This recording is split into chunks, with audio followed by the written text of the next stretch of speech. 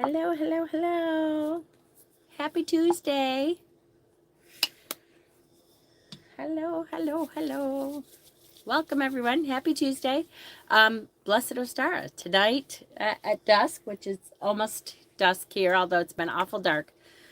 In the Northeast, we've had snow and freezing cold temperatures. And yes, if Pookie's here, I'm whining. Shut up. It's like the beginning of spring. Tonight is the equinox, the vernal equinox, and which is at like 11 o'clock at night for us. And then it's supposed to be getting warmer, and it's spring, and we're getting like snow. And then it's supposed to be getting mute. We're getting like snow all week, which I'm super annoyed by. So yes, I am whining. Get over it. Hi, Christiana.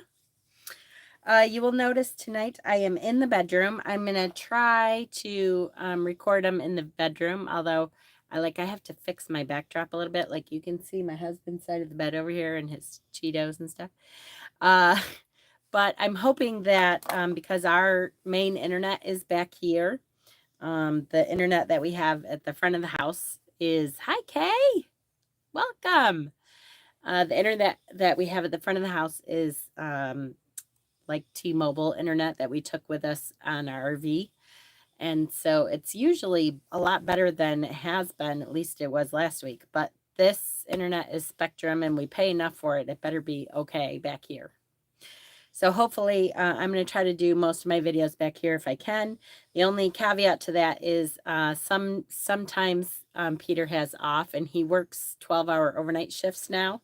So if he has off, I still am going to try to do it though, because he's up by the time I start my videos now. We'll see. But blessed Ostara to everybody. Today is Ostara, even if the weather is shit and it seems like winter.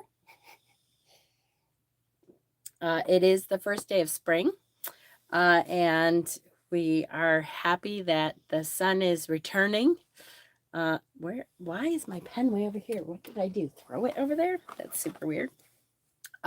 Anyways, hi Fatima. Loving the decorations on the lampstand. I have the same style shelf lamp, but mine are plain.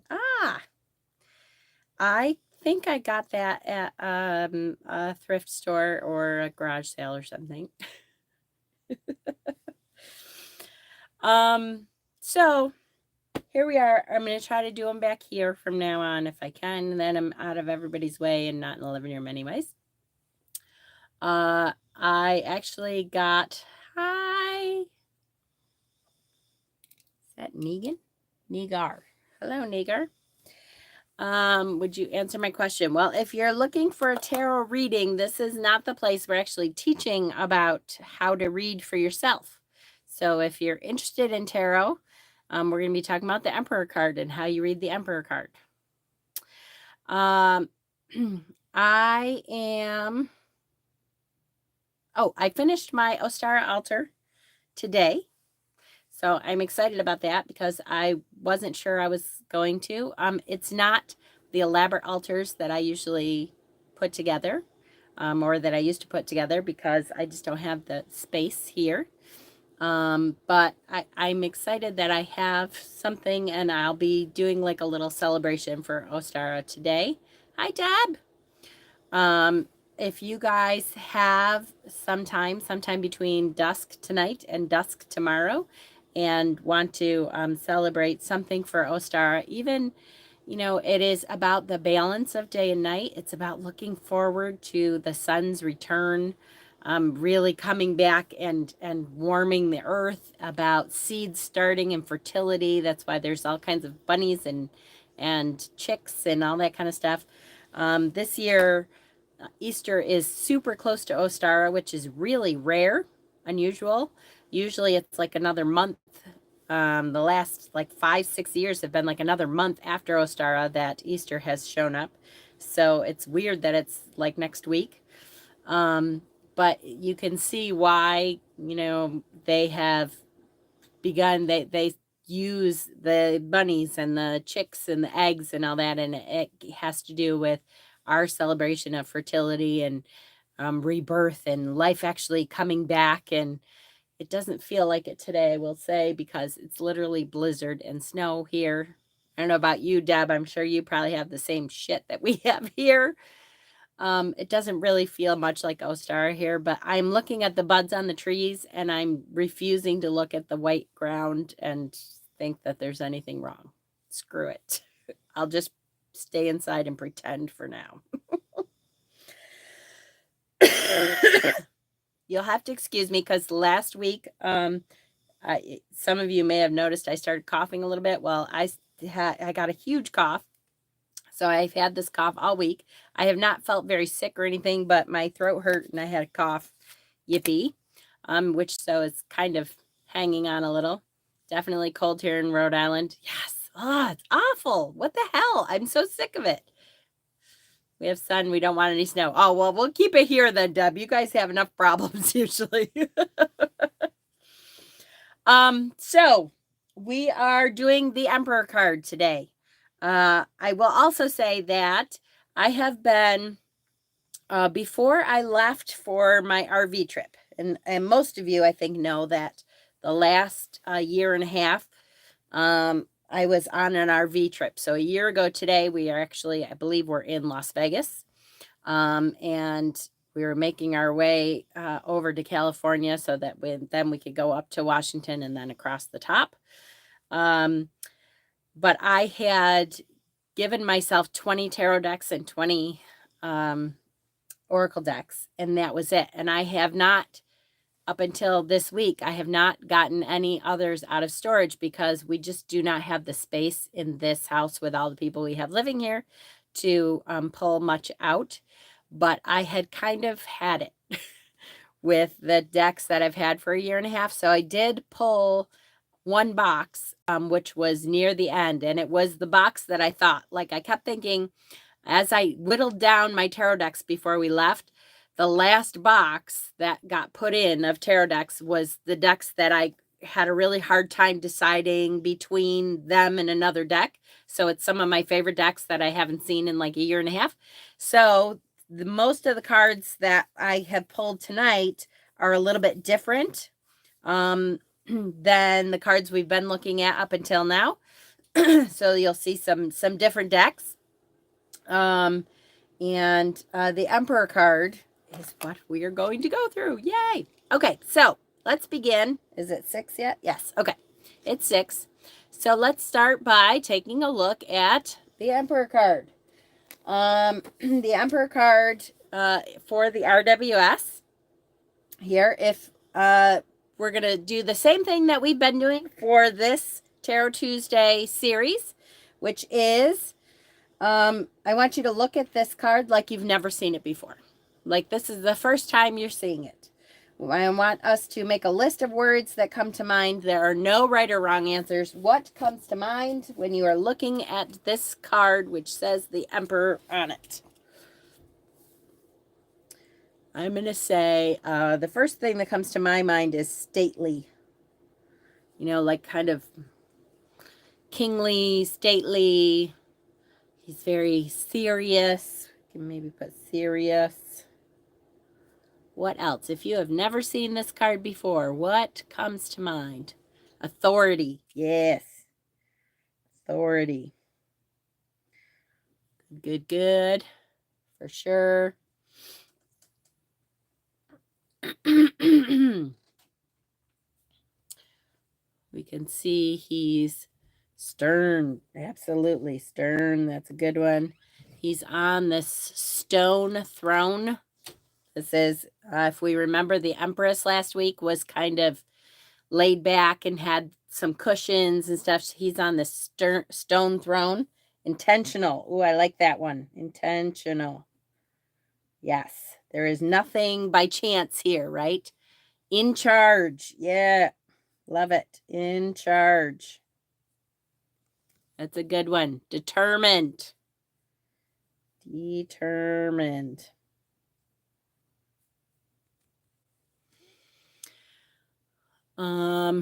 So I would say, let's see, stately, serious, authority, stern, intentional, in charge, determined.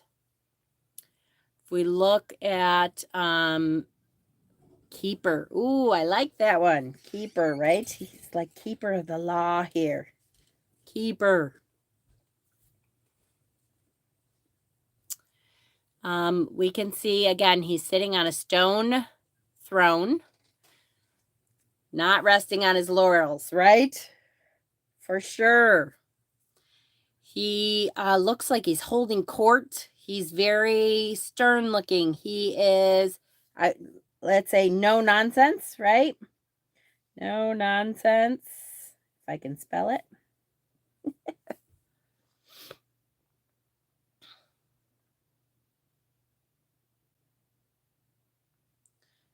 He has these big mountains in the back.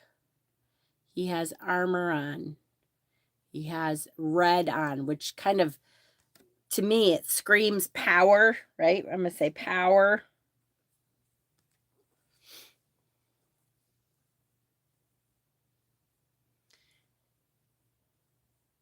Intimidating, focused. Yes, focused. Focused, confident. Love it. Confident. Intimidating. For sure. Yes. Yes, yes, yes. Good words. He has this staff, which is an ankh, in one hand, and the other hand he has a sphere, which is meant to be like a globe, kind of. I don't know if you heard that. My dog just farted.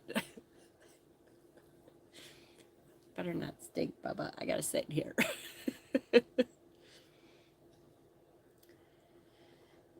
So he seems like in charge. Did we say that? Kind of in charge. Earthly, mundane matters. Yes, earthly. We are definitely, again, not talking about through the veil matters, right? This is stuff that happens every day. Earthly, mundane matters. I'm going to say authority, stern, direct, right? Yes, right. There is no going about pussyfooting around. Ruler of the land. Ruler. I love that. Ruler. No pussyfooting around. He's going to be very direct. Conditioned. Yes. Conditioned. In charge. Focused. For sure.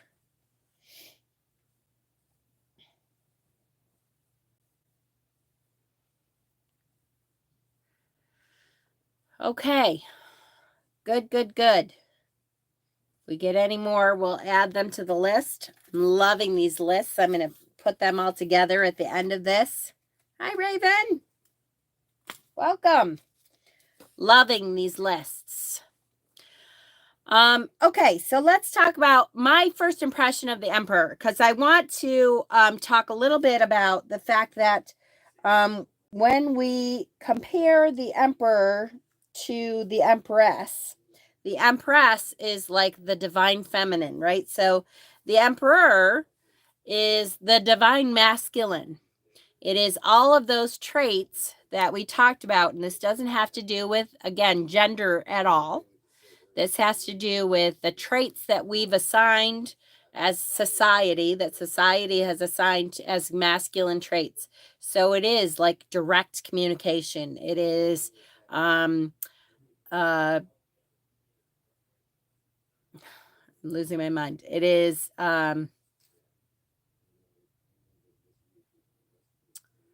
rational. It is, that's not the word I'm trying to find though. It is not emotional. It is, I had to have written it down someplace. Really? Jen, my brain is losing its complete mind. Armor says he walks the walk. Yes. Talks the talk. Yes. Yep, for sure. It is The word that I am not. Efficient? Yes. I always say this. I am not, when I think with my emotional brain, Peter thinks with his, like everything is in its place brain. What the hell is wrong with my brain? Thank you, menopause. Oh, goodness. I must have written it down here. I cannot believe I'm losing my mind this much.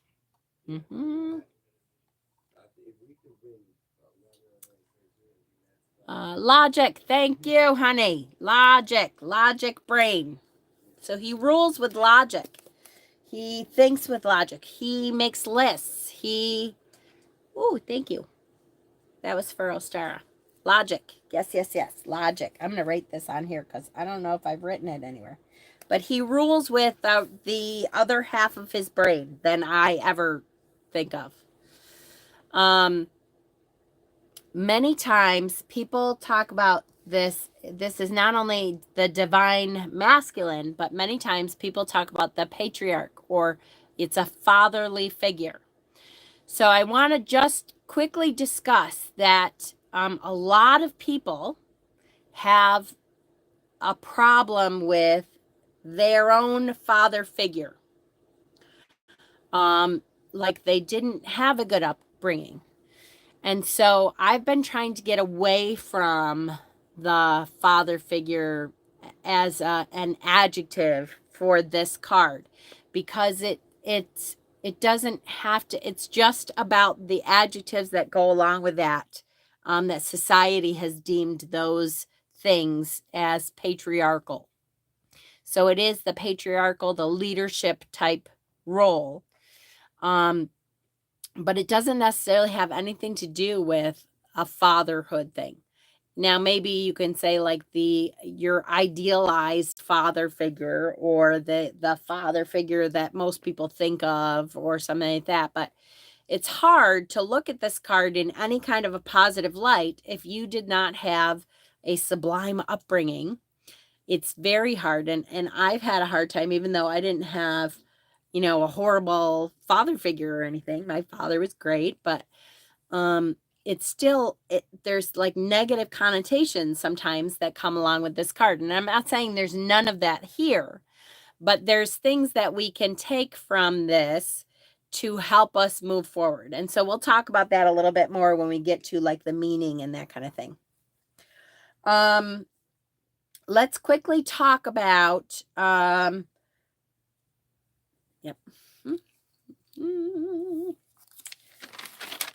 some of the keywords. Leadership. Leadership is a great word for this. Stability, maturity, and authority. Those are the four really big keywords that I think of, is leadership, stability, maturity, and authority. And again, using your logic-based brain over your empathic, your emotional-based brain. This is, again, partially, I think, why I see this card sometimes as negative. It's hard for me to see this card as a positive, is because I don't have a logic part of my brain sometimes. I think my entire thought process, the way I do things, the reasons that I do things are 99% based on emotion, feeling, empathic structures. It is not about, the structure of things. It is so much more the other side.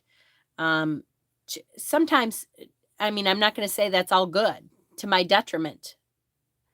But that's at the age that I'm at, I have accepted that that's who I am. Most of my thought process is emotional.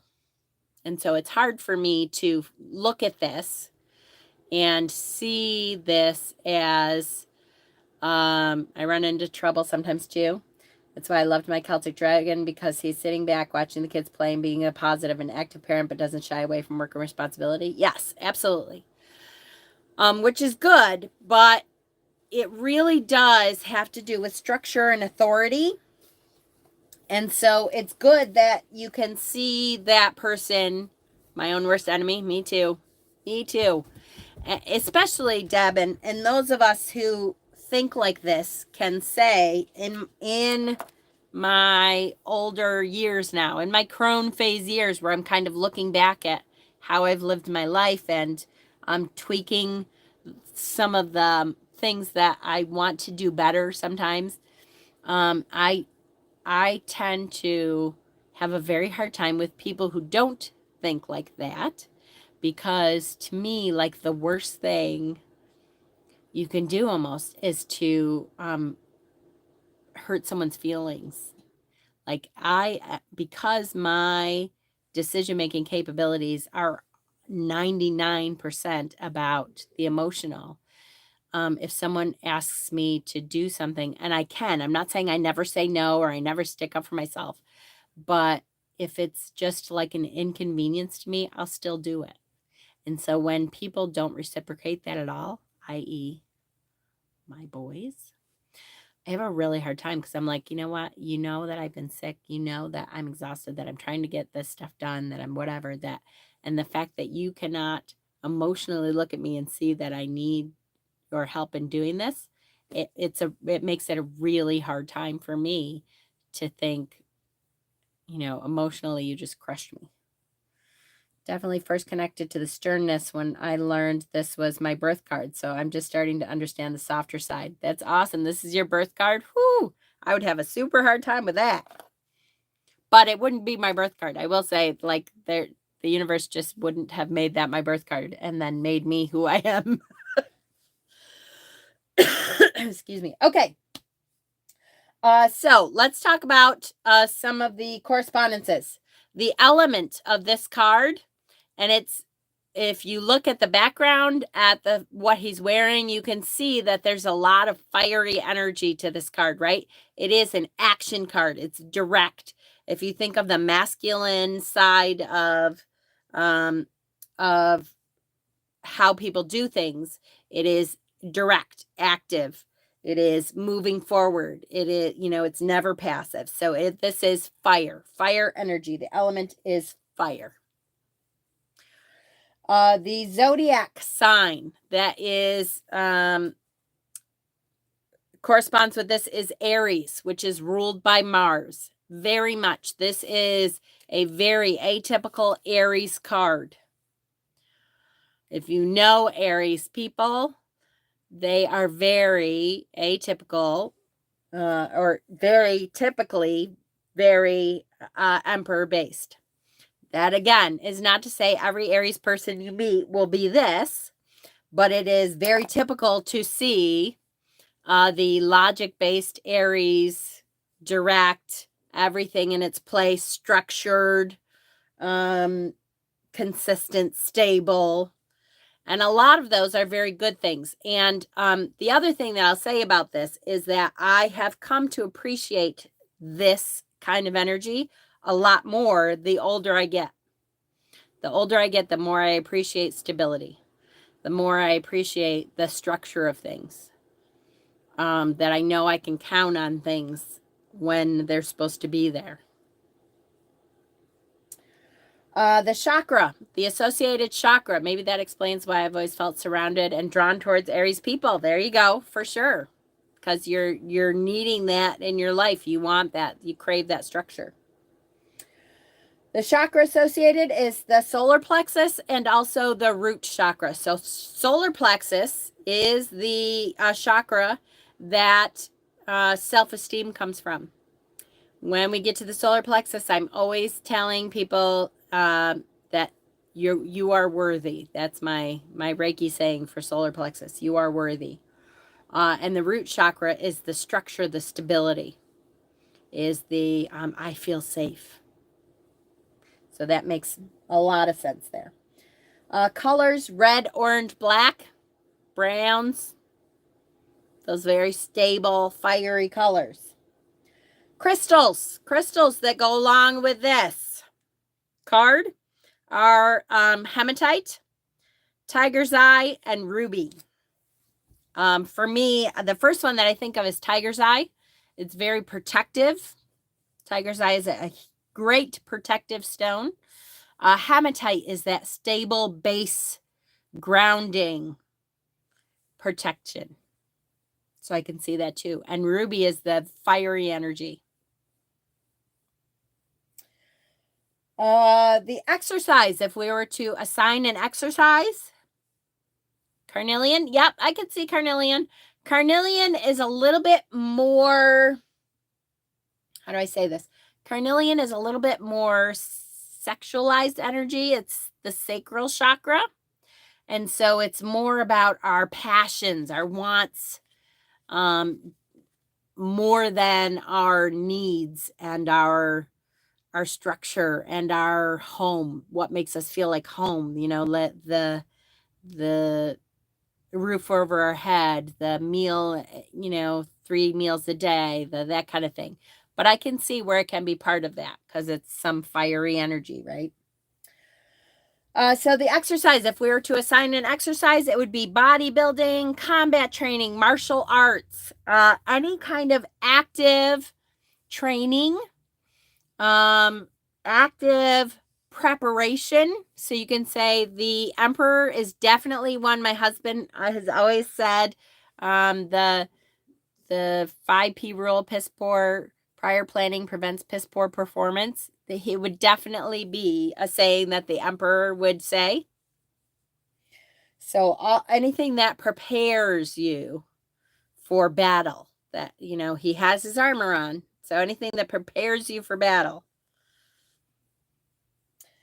The herbs, ginger, mugwort, and laurel. And the associated cards. So all of the fours, all of the minor fours. So the 4 of swords, the 4 of cups, the 4 of wands, and the 4 of pentacles. Also death, because death is 13. So 3 plus 1 is 4. So the death card is also associated with, and which is a great, I'm dropping my cards, which is a great card to remember that the death card is associated, because what could be more structured than death, right? You hear the only things you can count on are death and taxes. Death is something that we all will visit someday. That will happen to all of us. That tearing down, that breaking apart of structure. So within the structure of the Emperor, he also realizes that sometimes everything he could plan all he wants and everything he could plan for needs a breaking down and restructuring to rise back up to be the power that it is. That means that you can't fake it. You cannot fake it being an emperor, because you can pretend that you have all your shit in order, that you have structured everything correctly, that you have dotted all your I's and crossed all your T's. But eventually, if it's not based on a true foundation, it will break down. And then you can then use that Emperor energy to build back up and recreate structure again. And just because it breaks down doesn't mean that you aren't able to build it back up. But death is associated. Okay, let's talk about the symbolism. Some great symbols here. I'm going to start with the white beard. So he has white hair and a long white beard, which immediately tells you he is aged. He's not a youngin'. He's experienced, and he now has wisdom. So this is like the equivalent of the crone for women. It is someone mature. It is someone who has, excuse me, I'm going to pop a cough drop, who has been through experiences in their life enough that, where are my cough drops? Oh, here, there. Enough that they are not easily fooled, that they can see people and immediately understand where they're coming from and maybe what they need and how to maybe inspire them to bring structure to their life. So structure, again, does not have to be a bad thing. Sometimes it's about how to motivate people to have that structure. Never trust a world leader who doesn't get some gray after a few years. Oh, isn't that the truth? They're hiding something, right? They're hiding something for sure. So the white beard, definitely wisdom, age, experience. Click that like button for me, guys. There's 8 likes and 14 people on. Just so that will bring more people into us. Okay, the stone throne. We talked a little bit about the stone throne. Again, so different from the Empress, who is kind of sitting back, is on cushions, is not stern and upright and totally focused, right? The stone throne is not built for comfort. It is built to convey the power and authority that he has. So this is solid, stable, concrete authority. This is about his pure authority. Structure. Yes. The stone throne is purposely there to convey his authority and power. Is able to have that structure, to teach structure. He's a teacher also, but he's going to teach you the structure. Good, good, good. The ram's heads. So, do you see the ram's heads? There are 4 ram's heads carved into the stone throne. 2 on the armrests. 2 on the back of the throne. And a 5th ram can be found stitched into the emperor's cloak. Do you see it there over his shoulder? There's another ram on the emperor's cloaks onto his shoulder here. The ram is the symbol for the zodiac sign Aries. So again, that helps us to know that it's associated with Aries. We are to understand that this card is symbolic of everything that Aries represents. Power of creation and the strength of his will. He is able to create. The power of his creation is, I think of stubborn. Yeah, that's true too. That may be a little bit negative aspect of his power. But you know, you can say steadfastness. That might be the positive aspect of that stubbornness. The power of his creation and his strength of will. This is not someone wishy-washy. He is not going to change his mind just because someone comes up and sheds a tear. Which does not mean he's heartless, but it does mean his authority comes from his logic-based mind, his structure, his ability to see the consistency that needs to be had in the future in order to go forward.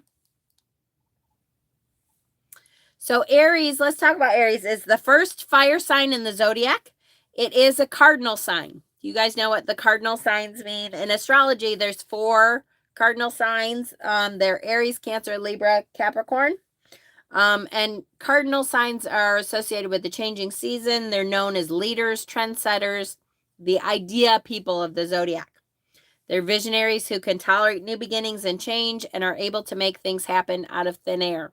So he is very much the go-getter, the doer of his element.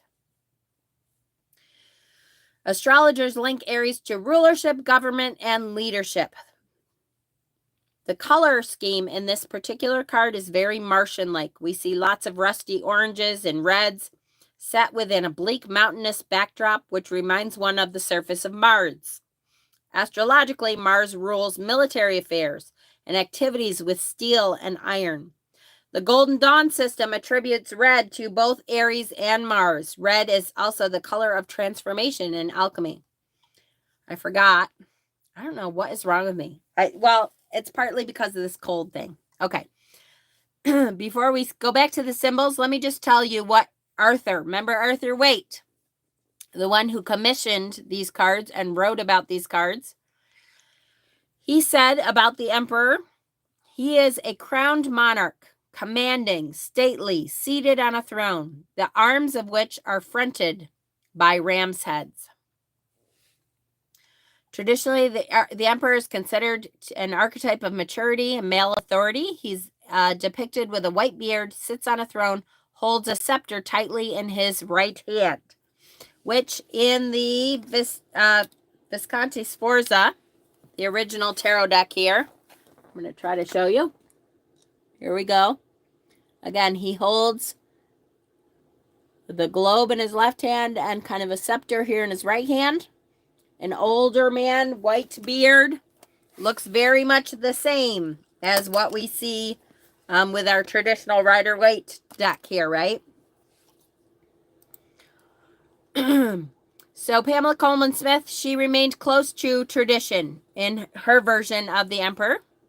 She may have also been influenced by the Visconti Sforza. I will tell you an interesting fact about this card is in the Golden Dawn and throughout the history with, if you know anything about Aleister Crowley, he has a long history with, with magic, with certain magic, which is like book magic. He can also see through fake emotions. Yes, knowledge, absolutely. So this tarot card is associated with pyrokinesis, which is the ability to control flames and fire with your mind, as well as petrification, the power to turn a living person into stone. So I thought that was an interesting fact, is through ceremonial. That's what I'm trying to say. Ceremonial magic, Aleister Crowley's ceremonial magic, and through the Golden Dawn. This card is associated with pyrokinesis and also with petrification. Wisdom. That's a good word too. Did I put that down? Wisdom, knowledge. I'll write it again just in case. Wisdom and knowledge, definitely. Okay. Back to the symbols. Crown. So the emperor, he wears a gold crown. It's encrusted with precious stones. Gold is the symbol of the sun, which is exalted in the sign of Aries. The qualities of the sun, astrologically speaking, are magnified for people born under the sign of Aries. The emperor thus becomes a solar figure, powerful, bright, energetic. Also symbolizes the will and dominion over the emotions and the instincts. So emotions and instincts are great. They will take you very far. But he has the will and dominion, the power over emotion and instinct within himself. And he also has the ability to exert that power over others' emotions and instincts. So like I said, somebody comes up with a tear in their eye, he's not gonna waver. He's still, my allergies are starting to kick in, so I'm putting eucalyptus on my nose. Okay, the next symbol is the lemniscate, the infinity sign. We talked about this when we went over the magician, but there is an infinity sign. See above his crown? Hold on. There we go. See the little infinity sign above his crown? Like the magician, the emperor is conscious of karma, the metaphysical and the spiritual realm. The emperor is no shaman. He is much too grounded. But he would certainly admit to experiencing moments of sixth sense, dream telepathy, or premonitions before battle. The infinity sign also appears in strength, the Two of Pentacles, and the magician, which we have talked about before. The armor. So I think it's super interesting that the emperor here has armor on underneath his robes. And it's not something that you would notice right off if you weren't really studying this card. It's very interesting that he has these red robes on over his armor, but he also always has his armor. He's always ready. He's always protected. So the emperor is clad in steel armor. This corresponds to iron and steel, which are the metals of Mars. The armor implies that he has waged battles and won. In tarot, the presence of armor also suggests a state of readiness. He's always ready. He's always prepared. Prior planning prevents piss poor performance. If the emperor tossed aside his red cloak, he would be instantly prepared for battle. In this respect, he shares similarities to the King of Pentacles, which is the only other king in the Rider-Waite deck to wear armor. So the only other king, which, if you were not paying attention, you would not notice. Look at this king's robes. This is the King of Pentacles, and he has these gorgeous, elaborate robes with grapes all over him. The only way you know he's wearing armor is on his foot down here. He has that same iron and steel armor, and he is the only other king. Now, the knights wear armor, but he is the only other king in the tarot deck to wear armor. Notice that his armor is blue in color. For Golden Dog magicians, color was of prime importance. So it was considered the instrument of change and consciousness. Blue and red were considered the traditional colors of the male and female energies, which come together to create new life. The emperor wears blue, and the empress wears a white dress with red fruit. As the empress is mother, so the emperor is father, the giver of life, sower of seeds. As Arthur Waite wrote, he is the virile power to which the empress responds. So again, when we talk about the emperor, he is half of the equation of the creation of life. So he's very important.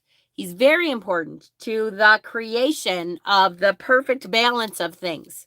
He is half of what balances things. The empress is the other half. All of her qualities will balance out and create the perfect creation. If you can instill both of these qualities, the empress qualities and the emperor qualities, when you are creating anything, when you are moving forward in your path, creating a new life, creating a new chapter of your life, starting a new journey, then you will have the perfect path, and you should be able to move forward in victory. The Ankh cross on his staff here. Waite describes the emperor as holding a crude ansata for his scepter and a globe in his left hand. The cru ansata is a Latin term for cross with a loop or handle on top. It's also known as the Ankh cross. An Ankh is a sacred symbol, the Egyptian symbol for eternal life, which alludes to the manifestation which occurs by combining divine opposite forces, such as male and female energies. So again, that circle cross is the combination of male, female energies. It's the balancing forces when you have male, female energies, or passive and aggressive. Not aggressive. It's the wrong word, Judd. I've said it tonight. Passive and active. Menopause sucks. Can I just tell you menopause sucks? Okay, that's the Ankh cross there. The globe in his other hand. Traditionally, what's held in the left hand represents dominion over, or what the person rules over. What the person in this kind of Golden Dawn image holds in their left hand represents what he holds dominion over. So this emperor holds dominion over the natural world. So like Deb was saying earlier, when we were going earthly mundane matters, that's what he holds dominion over.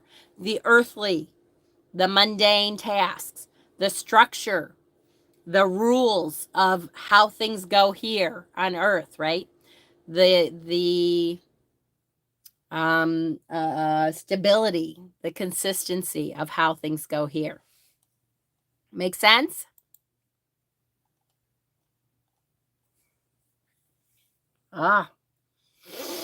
He can also see through fake emotions. Oh, he so can. He's so good at that. So if we, try to pass off like everything's fine. How are you? Fine. No, you're not.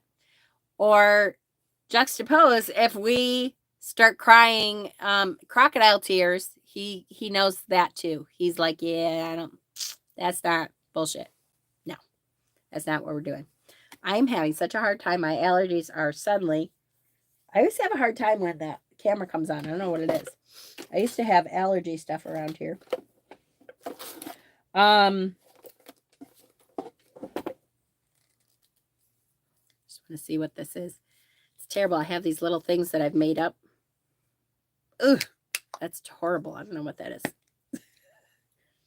That is something I need to melt down and start over with. All right. The red robe. Let's talk about his red robe. Necessary. Yes, they are the precursors to everything, right? And they are necessary for sure. It's, again, the people who don't take them into account end up having a hard time navigating the mundane world that we live in. Keep picturing the masculine energy and the lack of comfort contrasted to the feminine, comfortable luxury of the Empress, and they both seem so much more minimalist than any of the kings and queens of the deck. That's true. That's the very basic structure of how things work. It's true. The red robe symbolizes strength, power, passion, action. Orange sky. There's an orange sky behind him. The orange sky is another reference to the exaltation of the sun in Aries, and that's specifically a Golden Dawn reference. The Golden Dawn was really good. Arthur Waite had very specific color combinations that needed to be painted. When Pamela Coleman Smith did some of these paintings, there was some that were very specific with what had to be in the background. This was one of them, because the orange, the yellow, gold represents the sun. The red represents Mars. Combine the yellow and the red, and we create orange. The mountains in the background. These huge, massive mountains in the background. These are massive mountains. We have seen mountains that are farther back or something, and they don't look quite this looming. But these are massive mountains in the background. They loom large, reflecting the heights of the power the emperor has attained. Here he is in the midst of these mountains, and he doesn't look diminished by these massive mountains at all. He looks right in line with these massive mountains. The mountains become a robust defense system, indicating how secure and fortified his position is. The weight of power and strength, will and authority that will change the physical and mental landscapes of those he sees. Now, see the little river? This is so small you might miss it. See the little river in the background? The small river flows in the background behind the throne. Water is a symbol of the feminine and harbinger of life, necessary even in this masculine environment to survive and propagate. So it's there. It's not overwhelming, and he certainly exudes his will and authority over it. But it is there, and it is still necessary for it to be there. The number 4 in this card represents worldly power and ambition.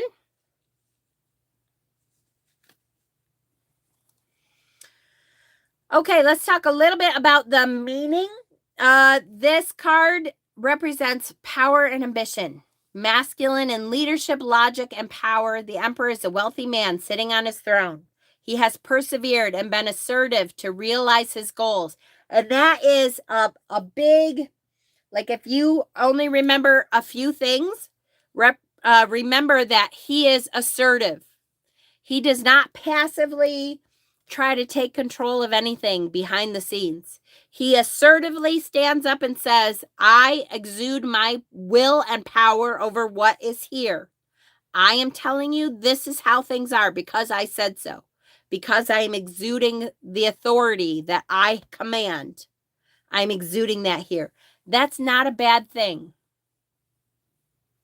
We tend to treat authority and power as bad things sometimes in our society. It's hard to see people sometimes who exude their authority as good, but it depends on how they do it, right? If they have the strength and will of conviction that they know what they're talking about, they can stand up. I think of Gandalf. You know what? Gandalf stands up and says, you shall not pass. That is, to me, the most emperor moment there. He's not saying, I really hope you don't come forward. He's not saying, if you wouldn't mind, if it's not inconvenient to you, it would be really nice if you just backed up a little. He stands in his power and authority that he deserves, that he has earned, and says, you shall not pass. Period. End of discussion, end of story. No other. He does not welcome questions. Welcome questions and comments after that. No, there is no welcoming questions and comments. This is, I said this, that is what goes. And that is not necessarily a bad thing. Assertiveness. Yes, assertiveness is not necessarily a bad thing. He is the king of his country, of his realm. His position is unassailable and stable. He has followed his convictions and dominated his foes. He says what he means what he says, and he does what he says he's going to do. Exactly. He follows up. He is consistent, stable. He is also the father figure, as he is the father of his country. In the same way, his wife, the empress, is the mother of her country. That would be me. You shall not pass. I wish sometimes I could exude this, like with my boys. There are so many times I wish I could stand in the emperor's power, but I have not in my lifetime exuded that kind of power. I think it's Libra. Is Libra energy? That's not me. I just don't do that. And it's not that it's bad. And I try more and more in my crone phase to stand in my power. But for the most part, it is, that's just not me. Not me. Blah, blah, blah, blah. He suggests to us that we must not let emotion and passion lead us astray. Intelligence and reason, logic, must win through. He is someone we can trust, who can be seen as a good friend to us when in need. Knowledge may come from someone we see as influential. He heralds improvements, but only if we choose to act. We must act. We must act. The emperor provides the stabilizing masculine force to balance the free-flowing energy of the feminine empress.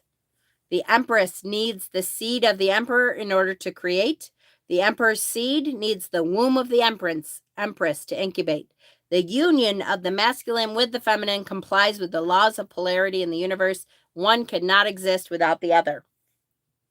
So if you get this in a reading, the emperor appears in your reading, it suggests a period of great stability and security in your life. You are on top of things. You have things under control. Keep up the hard work. Stay focused. Don't let anything stand in your way. Self-discipline, a practical approach will lead to success. However, do not lose sight of the simple things in life. Become too serious. Make some time for fun. Where stability is concerned, the emperor may appear as a symbol of craving in your reading. If your life is far from ordinary, just stand in the house and lose your shit to listen. You know, there's so many times that I have wanted to, and then I just like mutter under my breath, and that so doesn't work. It's not to say that I've never done that, because I have before, but usually what happens is it still doesn't work. Like, I could do that all I want, but as adults, they are able to just go, whatever. Because they know. It's not like I'm going to kick them out of my house. They know. Okay. The emperor asks you to reflect on why your life is so disorderly. Is it something you are contributing to, or perhaps is it coming from an external influence?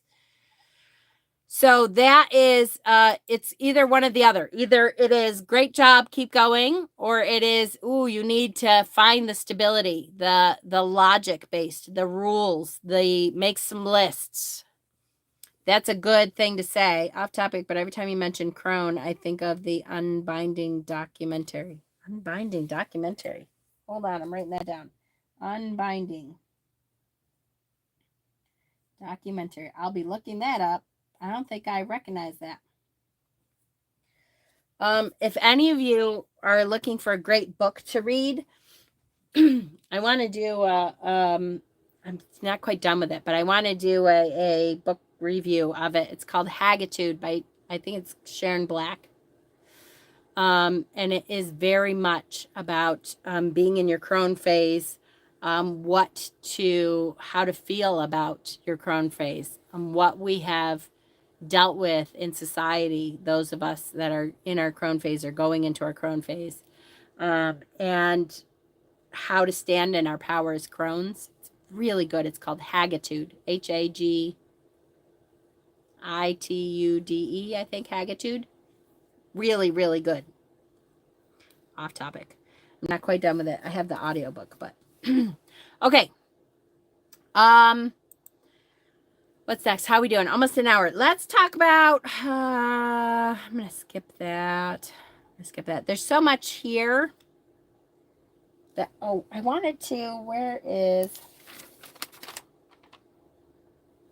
I was gonna say I do want to talk about the reversal meanings. Oh, it's so good. Really, really good, Deb. I just am loving it. I love her, and this is an especially strong book. Okay, so if the meaning of the Emperor card is the symbol of the masculine principle, the paternal figure that gives us structure, creates rules and systems, imparts knowledge, strong, disciplined attitude.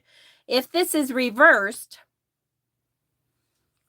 this could indicate a lack of structure or discipline, egotistical, overexerting your dominance, inflexibility, abusing power, unwise or foolish, corruption. So all of those things. I want to do a video about the reversals. It's by the Newkirks. Oh, I love Dana and what's her husband's name? I love Dana. I love her husband too, but Dana and Scott Sam's. I think it starts with an S. Simon. I think it starts with an S, but I love the Newkirks. Okay. Yeah, I'm gonna skip that. I'm not gonna go into that right now. Yeah. Okay, let's talk about songs. This was very difficult. Songs for the Emperor was not an easy one to find, to think of. I had a couple that came up, and then when I actually looked at the lyrics, I was like, kind of. Bye, Fatima. Have a good night. Unfortunately, have to leave early. Okay, no problem, honey. Blessed Ostara. It is really hard to find positive songs about divine masculinity. It's funny that as women, we have a lot of empowering songs.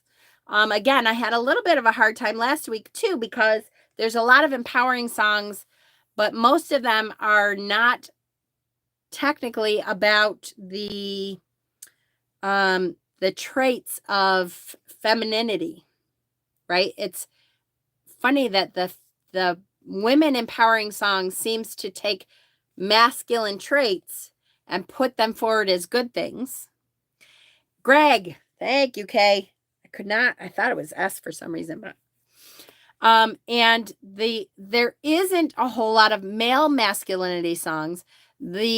What people considered positive masculine songs were mostly turns out about men who were representing the positive aspects of feminine. So when a song comes out about it's okay for a male to feel their emotions and talk about things and cry, that is not the emperor traits. That is a male exhibiting feminine traits. And the opposite is true. It was hard to find a feminine song about female empowerment that it was about the feminine traits.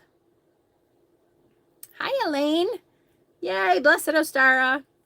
So glad spring is here, by calendar at least, if not weather-wise. It was really hard to find positive songs about the actual traits that represent feminine and masculine. I'll have to look up. I don't know. I don't think I know that song. Greatest Man I Never Knew. Hold on. Greatest Man I Never Knew. The first one I thought of is one that I've used for a long time. New, and that's by Reba. Gotcha. Which is Frank Sinatra. I Did It My Way. I Did It My Way is very kind of standing in his power, right? He's like, it doesn't matter what everybody else thinks. I did it the way I wanted to do it. So that's a good one for that. Know When to Hold 'Em. Oh, that's pretty good. The Gambler.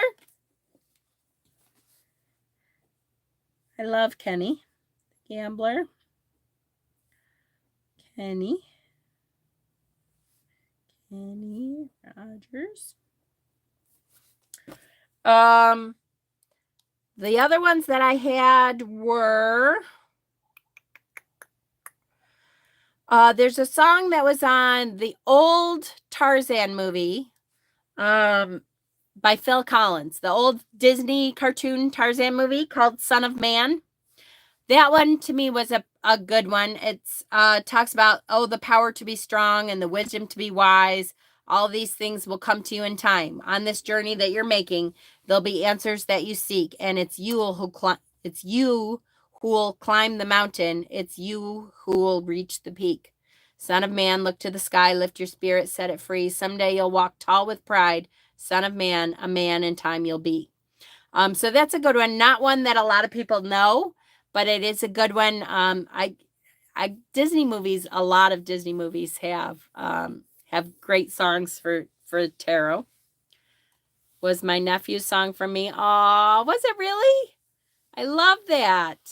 That's a really good song. Not a lot of people know that song.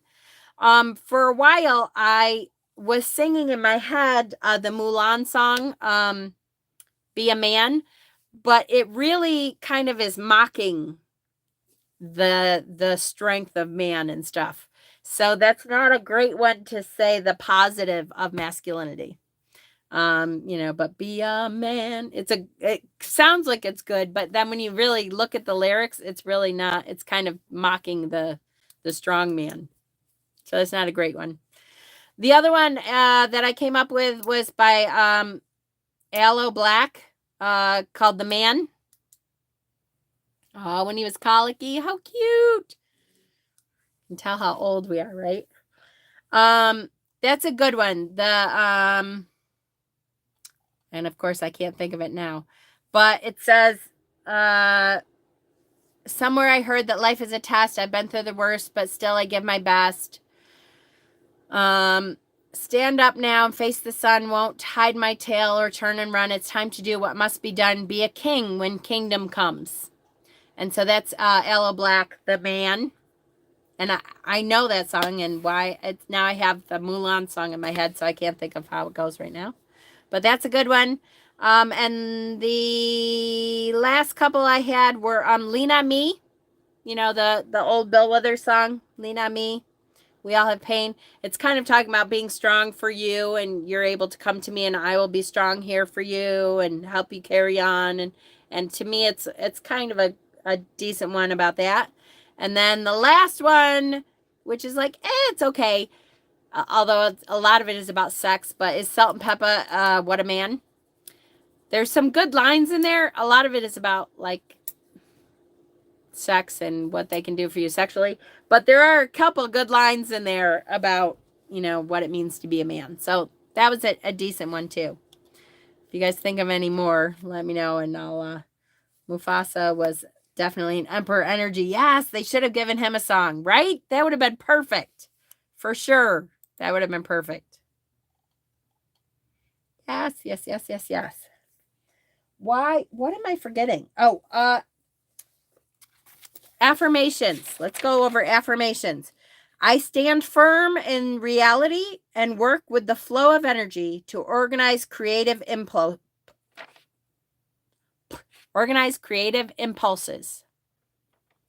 I stand firm in reality and work with the flow of energy to organize creative impulses.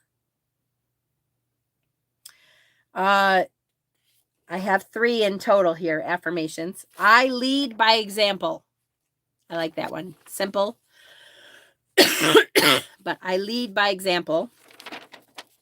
In other words, I embody all these traits, kind of like what we were talking about with Gandalf. And then I am in control of my life. I am in control of my life. All right. What we haven't done is the cards. I'm like, duh. And then we'll do the meditation. Yay. Like I said, I'm excited. These cards are different than the cards that we've been using, most of them. I'm going to start with the Naked Heart Tarot, which I've had for a very long time, and I haven't really used in years now. Years, but it is a really good deck, and I haven't used it in so long. I won't give in. I won't give in. What is that? That sounds super familiar. Won't give in. Sounds so familiar. Okay. Naked Heart Tarot. This is the Emperor or Sky Father. A cosmic. My allergies are going to kill me tonight. A cosmic, long-bearded man with years of wisdom and knowledge. He is the father of the deck, the protector. He wears a crown signifying his reign and control over his decisions. He is in touch with the workings of universal order and knows his position. He has earned leadership and wisdom through life experience and is respected and admired for it. Sky Father.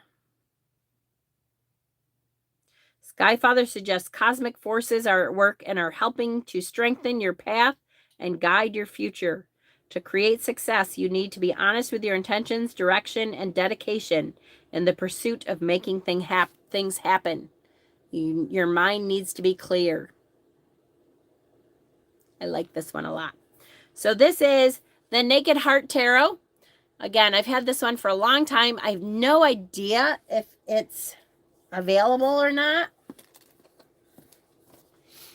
But it is the Naked Heart Tarot. And it's a good deck. There's a lot of animals in it, but it's not all animals.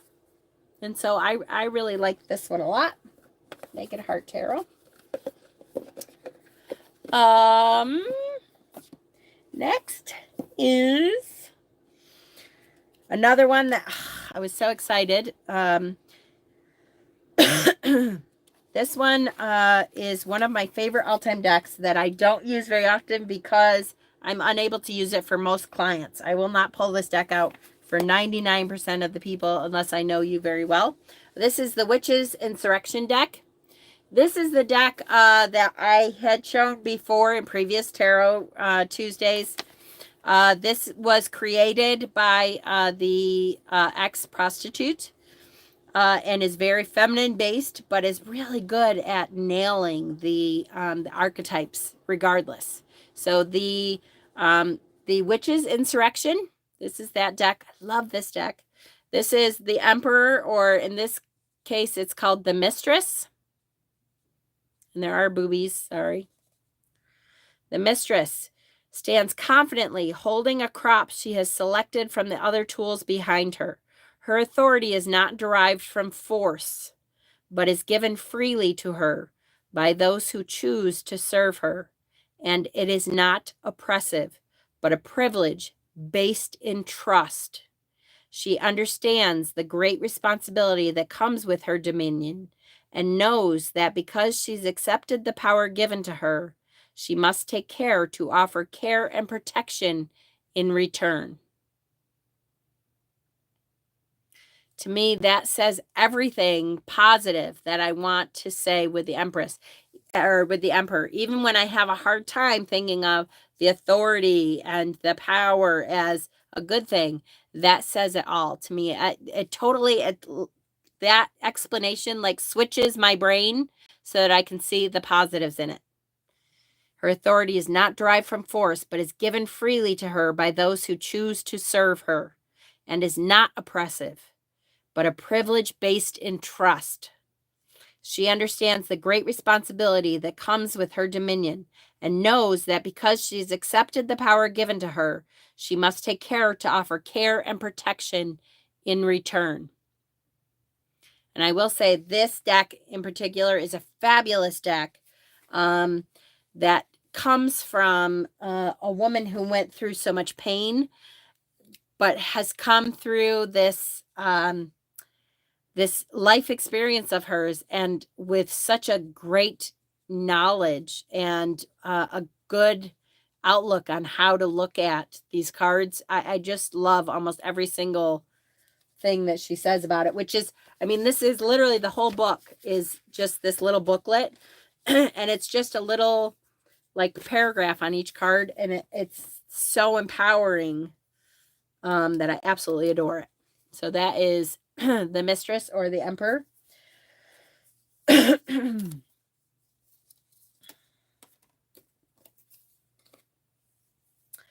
Next is, let me do this one. Sorry if I'm missing comments. Hold on. I miss Strong Enough to Bend by Tanya Tucker. I'll have to look. Remember you showing, yes, profound, deep, honest. Very much so. I just love, love, love that deck. This is the Dark Goddess Tarot. The Dark Goddess Tarot. This is Sovereignty. Sovereignty, which is the Morrigan. And she says the Morrigan is the Celts' great queen, the supreme goddess of a vigorous and successful tribe. She provides for the needs of her people through her powers of fertility, magic, and warfare. Fond of the battlefield, she wears the shape of a crow or raven as she picks over the fallen and prophesies their doom. She terrifies her enemies with the dread appearance of her naked tattooed army. She leads her warriors to victory against overwhelming odds. Prophesying after a battle, she speaks of peace, peace to the sky, strength in everyone. The peace of the goddess is achieved by power, vigilance, and the willingness to shed blood, one's own and another's. So the Morrigan's strength and power here becomes the Emperor's. Love that. Yep. Two more, and then we'll get to the meditation. You guys doing okay? This is the Pig in Other Worlds Tarot. Again, this deck is so earth-based that I just really, really love it. Hi, Leanne. It's okay, honey. I really love the symbology of this deck. Again, he has the sphere in his left hand, the staff in his right hand, the ram on his head. Love, love, love this image. The Emperor is all about leadership in its highest, most exacting form. There is a sense of great loneliness in this character, as true leaders inevitably travel a demanding path. The landscape of this card serves to illustrate the intensity of this path. The Emperor's comforts are few. He is in a parched field surrounded by imposing, jagged cliffs, and the realm he inhabits is almost unlivable. Few of us could survive there, but through great self-control and sheer determination, visions are born and fulfilled. Persistence, an eye to the future, symbolized by the opening at the top of his scepter, an understanding of the bigger picture, symbolized by the golden globe in his hand, and how to make the most of what you are given are the lessons in this card. The ram's head, typically shown as an ornament carved into his throne, is now a spirit he fully inhabits, embodying determination, action, initiative, and leadership. And the flowing river behind him represents energy that is not fixed on one thing. It is about going beyond the self and taking a larger, more encompassing worldview. It is definitely the wisdom of the emperor in an image, right? Yes, yes, yes. Love the female emperors. Yes. It's okay, Leanne. It's 6, but it's all right. It's earlier. It used to be at 7 all the time. But the older I get, the earlier I go. Okay, one more, which is the Bone Stone. Again, love, love, love this deck.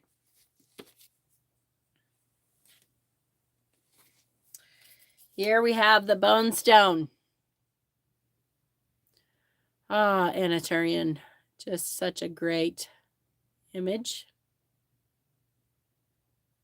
Ooh, she is power and energy. Here we go. This is... She was born on the night of a fierce storm where thunder boomed and lightning tore through the sky.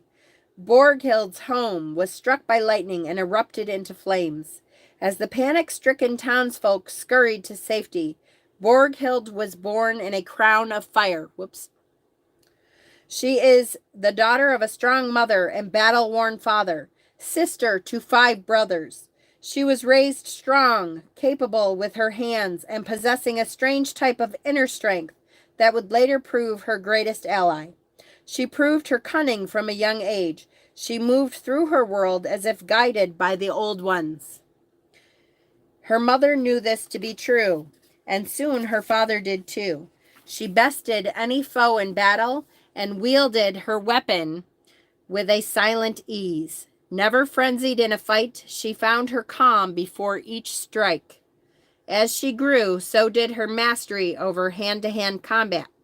Fearful of her strange ability, the townsfolk whispered in secret about her, noticing her ice-blue eyes and haunting gaze. Soon she was no longer known as Borghild, and her birth name was replaced with a moniker that would be adopted by thousands. She was now known as the Chieftain Wraith, and she walked the path of the old ones, guided in battle by the legendary chieftains that preceded her. She was the weapon of the gods, sent to enforce the law of the land, to keep the peace, and to defend until her death. The Chieftain Wraith. Such a gorgeous, gorgeous depiction of the Chieftain Wraith.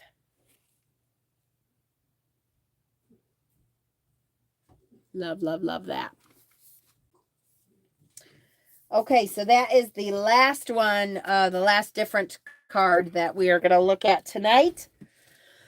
Are we ready for the meditation? Is everybody ready for the meditation?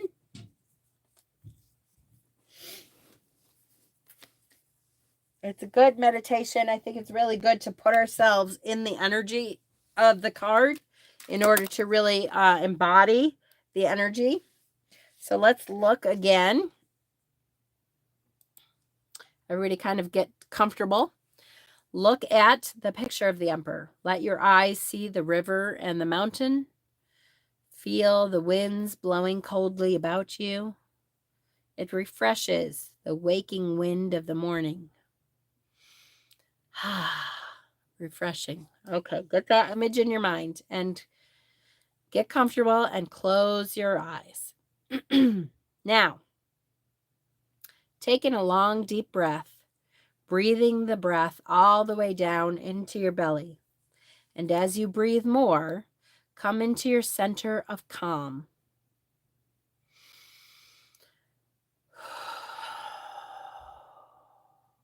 Yes.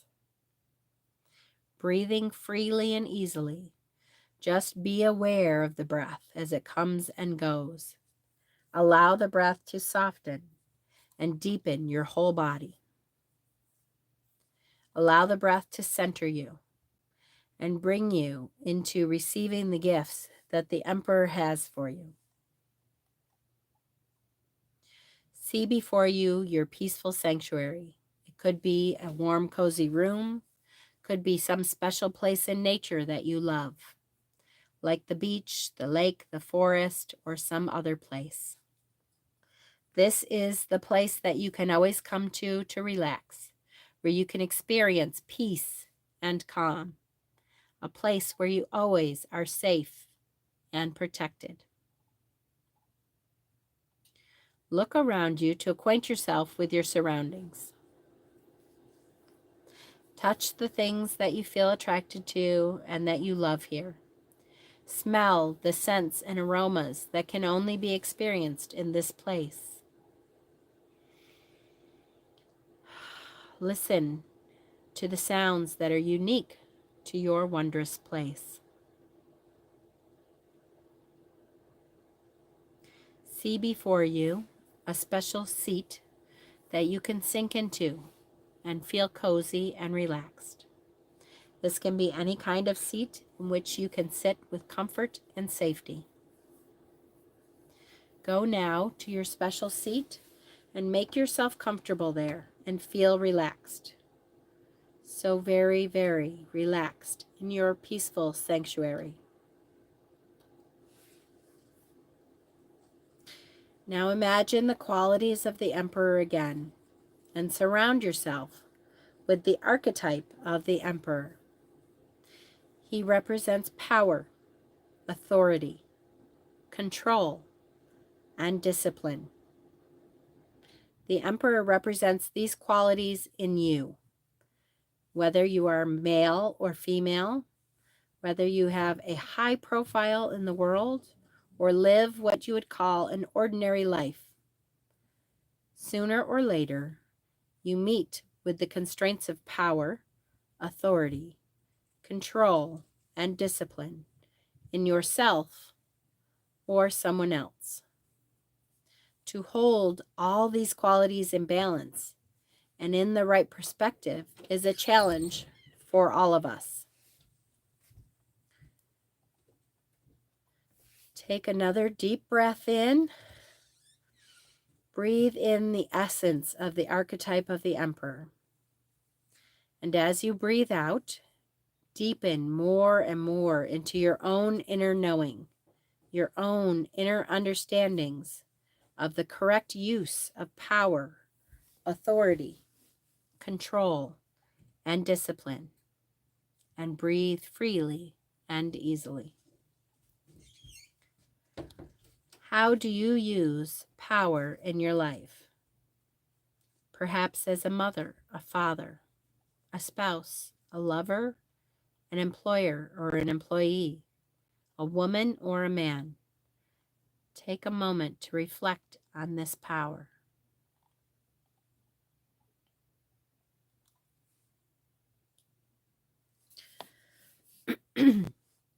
Are there parts of your life where power is out of balance?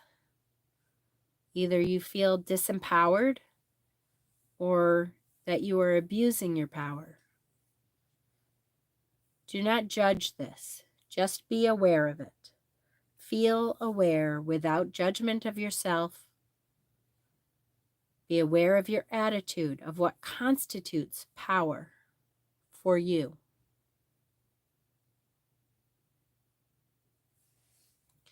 Once more, take in a long, slow, deep breath.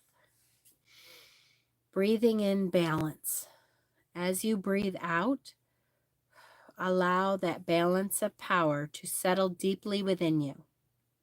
And continue to breathe freely and easily now, allowing your breath to gently harmonize with your body's rhythm of well-being. At the same time, hearing these words, letting them in and letting them flow by. If there are any emotions or feelings that may have arisen as a result of reflecting on power, allow yourself to feel those feelings. Put your attention in that part of your body where the sensations are strongest now. Take your breath to that part of your body where the sensations are strongest and breathe through those sensations until you feel peaceful and balanced once more.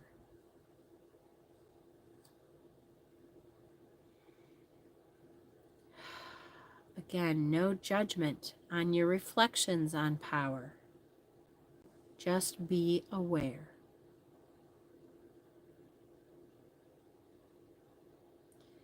As you breathe in and out of any strong sensations, stay very focused on the sensations, and in doing so, release the old patterns.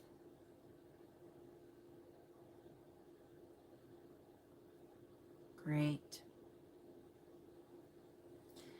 Now, allow the word control to enter your consciousness. What images arise in your mind when you hear this word control? Allow these images to fade. Consider how control, as in being controlled or being controlling, affects your life. Remember, if feelings or emotions arise, breathe in and breathe out of those feelings, letting go of any negative impact that control may have on you. Just be aware that you can interface as either the controller or the controlled. Now, take another long, slow, deep breath in and balance and harmonize. As you breathe out, release any need you may have to control others or let others control you, and continue to breathe naturally.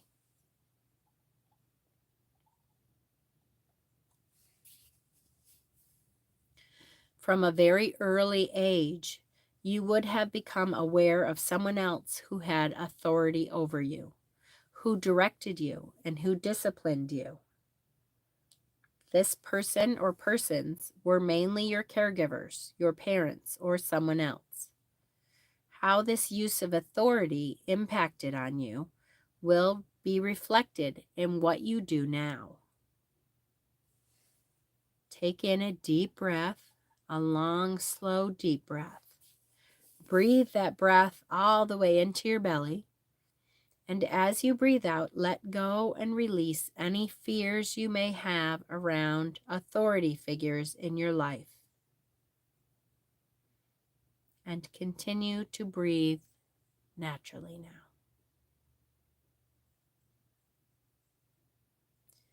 In the tarot picture, the Emperor sits on the throne of Aries the Ram.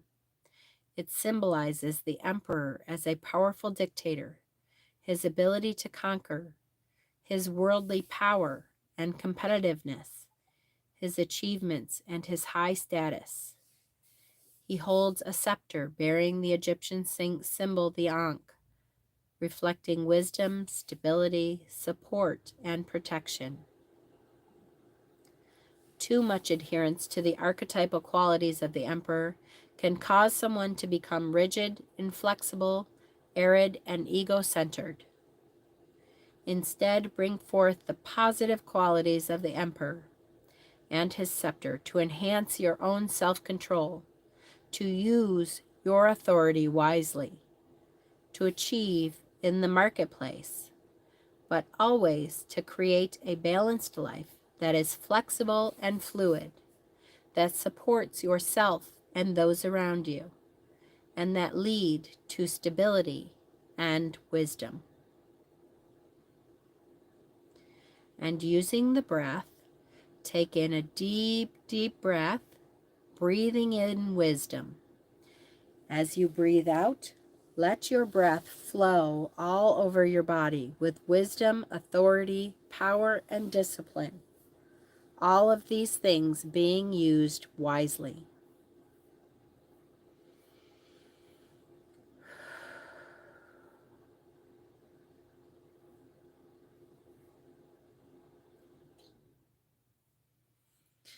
It is now time for you to leave your peaceful sanctuary. And so, visualize standing, exiting from your safe place, and on the path home once more, knowing that you can come here at any time you wish. And now become aware of yourself sitting on the chair or in the cushion on the floor. Gently wiggle your fingers, slowly moving your head from side to side. Become aware of your feet, wiggle your toes, and slowly opening your eyes.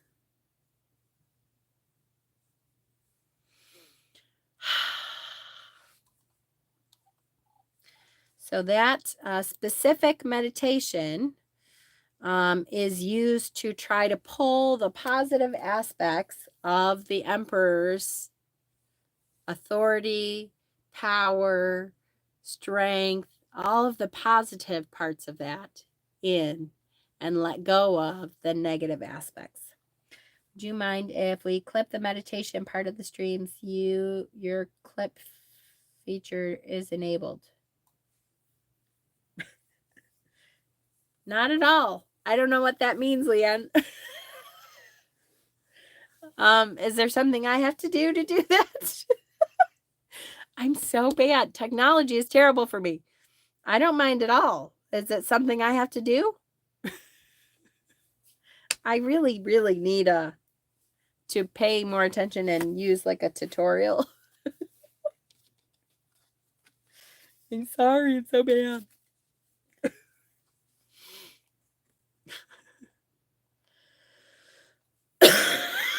Excuse me. I can clip a meditation from the stream. Okay, cool. Thank you. Thank you, Leanne. My sweetie. Okay. So that is the Emperor. It's a great card. It's sometimes a hard card to feel the positives of, but if you get stuck, think of the people that you know or the people in television. Like I said, I think of Gandalf standing in his power there, the you shall not pass to me. That's very Emperor-like. That's standing in his power, using his authority for protection of those he loves. That's very much positive Emperor energy.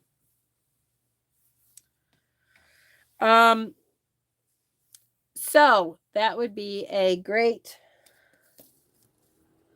secondary addition to the channel to have the clipped meditation as standalone videos in their own collection. Oh, that's a good idea. Clips are a separate section on YouTube. You cannot save clips to playlists. Ooh, you're welcome. Well, I'll see what I can do then. Okay, next week is, I was going to say one of my favorite cards, but I know y'all pick on me when I say that because I love all the cards. But next week is the Hierophant, which I love because it's like the spiritual teacher, the advisor. At least that's how I think of it. Or the original connotation was not necessarily that, right? But we'll talk about that, and we'll talk about how it's evolved. And that's part of reading intuitively, is taking a card and beginning to read it the way you see it. Okay? In the meantime, blessings for Ostara. Take some time to honor the cycles that are happening, the spring that is coming, the warmth that is coming back, the equality of night and day on this day. And link back to the original videos automatically. Cool. Absolutely. And, take some time to do something, if you can go outside, if you're lucky enough to be able to see, I might look at some of the pictures that I've taken recently of like the crocuses and stuff. We have some gorgeous crocuses. And I'm gonna, I don't know, light a candle and do something great for Ostara. I love you guys so much. Thank you for joining me for Tarot Tuesday again. I really am so glad to be back to teaching. I love it and I missed it. And I love you guys. So, mwah! Have a great night.